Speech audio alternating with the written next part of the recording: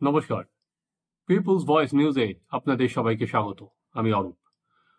এ রাজ্যের উপনির্বাচনে যা প্রত্যাশা ছিল তাই হয়েছে। তৃণমূলের জয় জয়কার।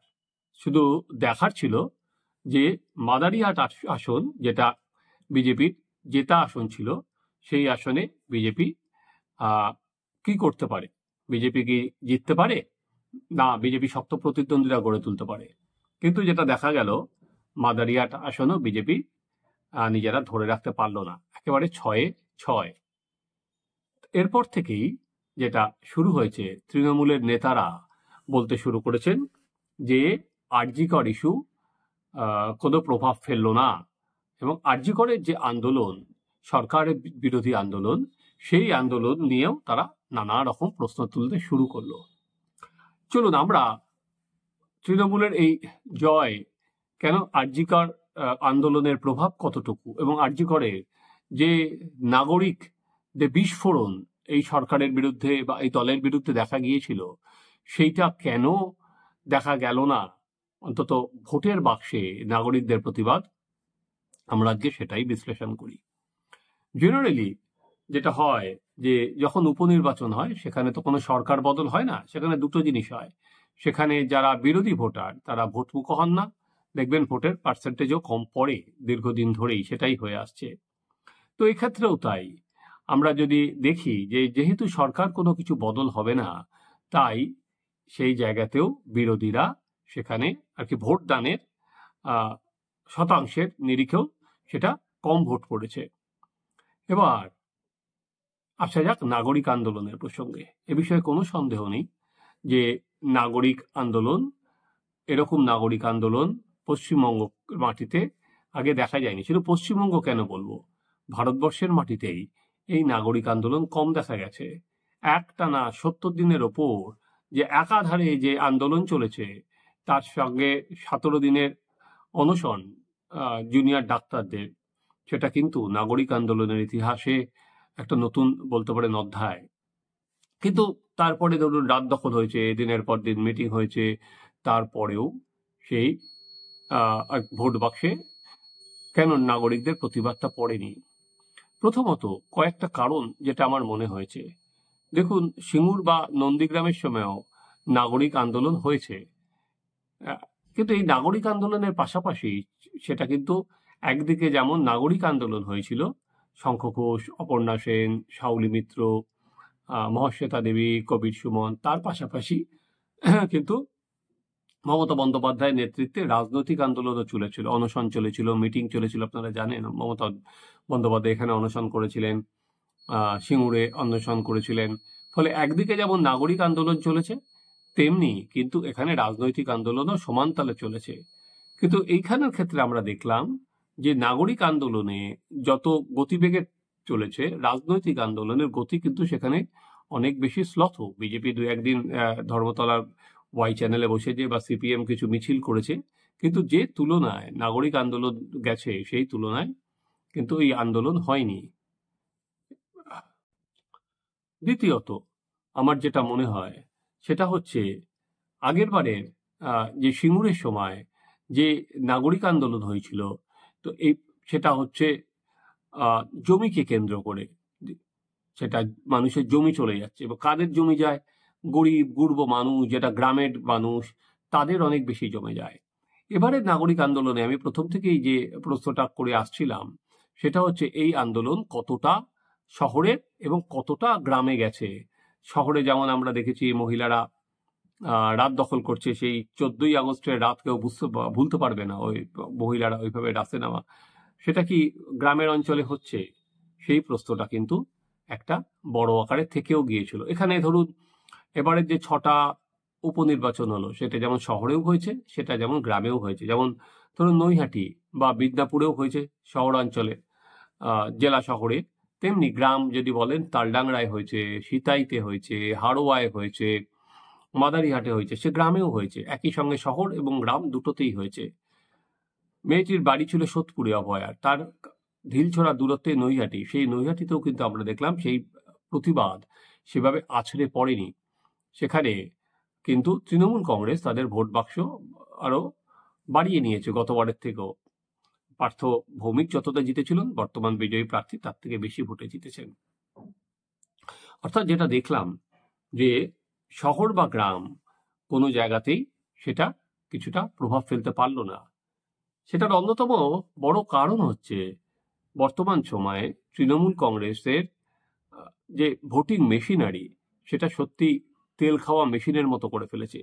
এবং এই ভোটিং মেশিনারিতে যেমন দলের কর্মীরা আছেন নিশ্চলার, যেমন আইপ্যাক আছে একটা পেশাদারি সংস্থা, তার সাথে তারা যেটা মেলাতে পেরেছেন প্রশাসনে কেউ তার সঙ্গে জুড়ে দিতে পেরেছেন, প্রশাসনের বিভিন্ন অংশকেও তার মাধ্যমে তারা জুড়ে বলতে একটা সলিড ভোটিং মেশিনারি করে দিয়েছিল। আমরা 34 বছরে দেখেছিলাম যে বামেদের যে ভোটিং মেশিনারি নিয়ে কথা হতো, যেটা কোনো কোনো সাংবাদিক বলতেন সাইন্টিফিক রিগিং, যে কোনো সময় সেই ভোটিং মেশিনারিটা কিন্তু শক্তিশালী করে দিয়েছে।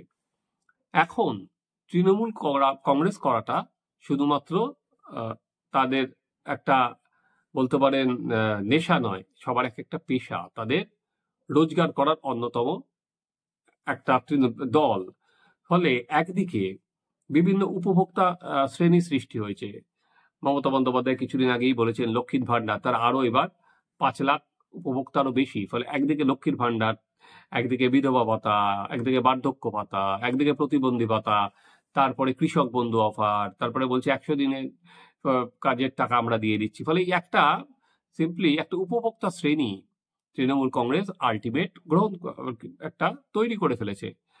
এর পাশাপাশি তৃণমূল কংগ্রেসের তলার লেভেলে যেটা হয়েছে, যে একটা সিস্টেম গড়ে তুলতে পেরেছে, সেটা হচ্ছে এই যেটা সিপিএম এর শেষ সময় আমরা দেখেছিলাম যে বালি, সিমেন্ট, স্টোন চিপ সাপ্লাই, তার সঙ্গে আর কি তলার লেভেলটা জড়িত। আর কি বললাম যে এইটার মাধ্যমেই তাদের রুজি উঠে আসছে।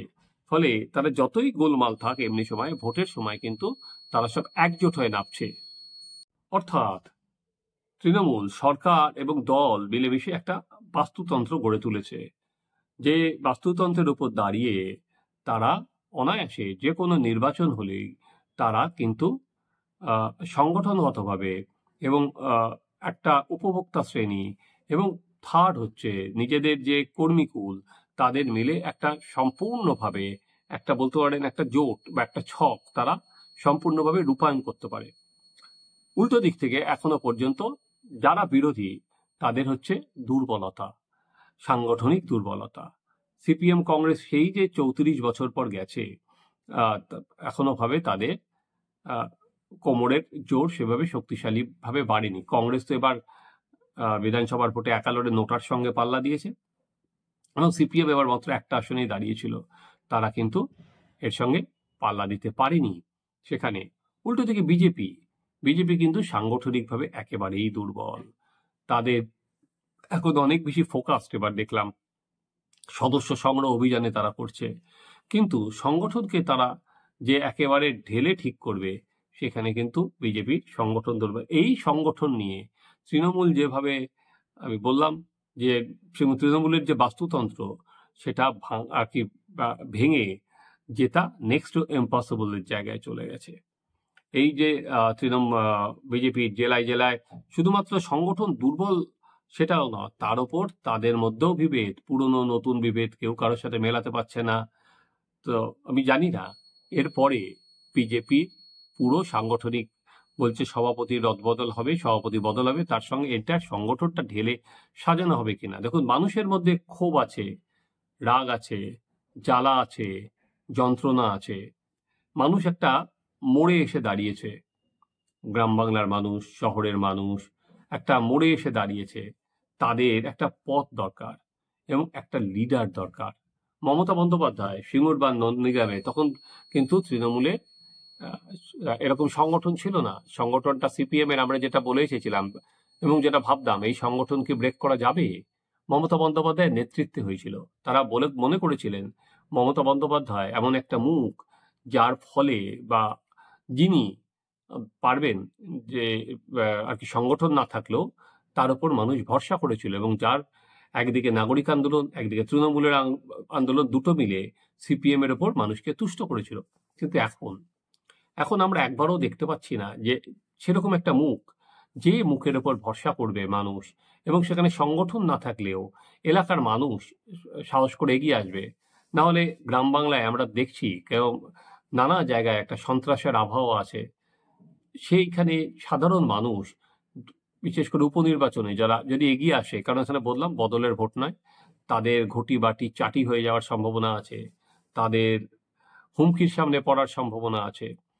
সেখানে তারা কোন রিস্ক নিয়ে তারা এগিয়ে আসবেন? ধরুন একটা গরিব মানুষ, মাছওয়ালা হতে পারে, ফলওয়ালা হতে পারে, সবজিওয়ালা হতে পারে, তারা যখন বিরোধী দলের ঝান্ডা ধরেন তখনই তাদের ওপর চাপ আসে। এবার যদি কোনো এলাকায় যদি দেখা যায় এই গরিব মানুষদের ওই এলাকায় দল হেরে গেছে, সেখানে তো তাদের ওপর নানা চাপ আসবে, নানা কেস আসবে, হুমকি আসবে, সেগুলো তারা উইন ওভার করবে কি করে? কারণ এমন কোনো কেউ নেই যে একটা তাদের ভরসা দিতে পারেন, দেখো তোমাদের পাশে আমি আছি, তোমাদের প্রতিটা বিপদের পাশে আমি আছি।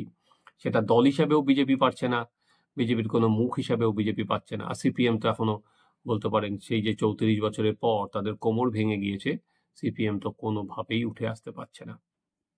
এবার আমরা যদি কনক্লুড করি যে না, এটা আগামী দিনেও কোনো প্রভাব পড়বে না, সেটা ভাবা ভুল। মানুষের যে ক্ষোভ, লাখে লাখে মানুষ রাস্তায় নেমেছেন, সেই ক্ষোভটা কিন্তু একদিকে উবে যাবে না। কারণ তারা একটা সিস্টেম চেঞ্জ করতে নেমেছিলেন, যে সিস্টেমটা এখনো ঘুণে ধরা। অভয়ার মৃত্যুর পর সেই সিস্টেমটাকে ধরে নাড়ানো হয়েছে, সেই দুর্নীতি, সেই অরাজকতা, এটা কিন্তু কমেনি, উল্টো উত্তরাত্তর বৃদ্ধি পাচ্ছে।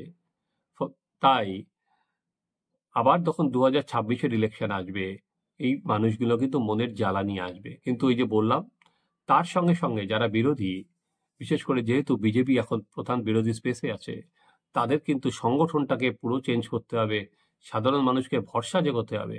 এবং এই যে তৃণমূল কংগ্রেসের যে একটা সংগঠন, ভোট মেশিনারি, সেই মেশিনারির বিরুদ্ধে পাল্টা কি মেশিনারি তৈরি করবে, তার উপরই 26-এর বলা যেতে পারে ভোটের ফলাফল লেখা আছে।